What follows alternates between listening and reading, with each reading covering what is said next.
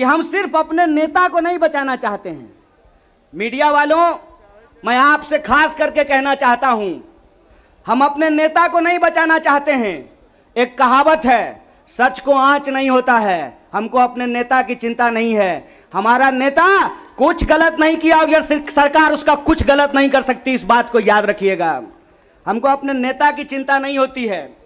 और हम इस सरकार को कहते हैं, साहेब, हर चीज का एक मंत्र नहीं होता है।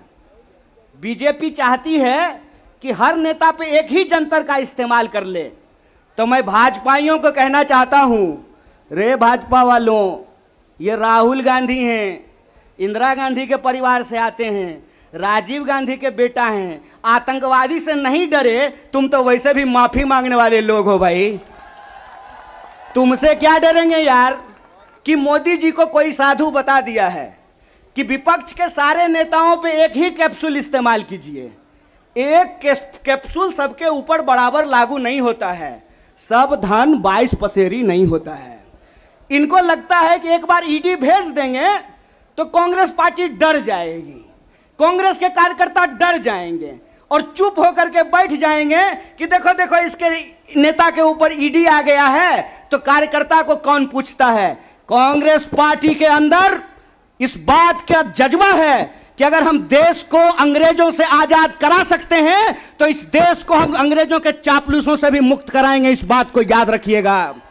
इस बात को याद रखिएगा कि आपने देश के साथ जो खिलवाड़ किया है उस खिलवाड़ के खिलाफ हैं हम। और ये देश की जो परिस्थिति है, इस परिस्थिति पे मुखर होकर के हमारे नेता बोलते हैं। इस बात का हमको गर्व है कि सरकार के सामने बिना झुके कोई लड़ता है अड़ करके तो उसका नाम राहुल गांधी है। उसको डराना चाहते हैं, उसको डराना चाहते हैं, उसको झुकाना चाहते हैं।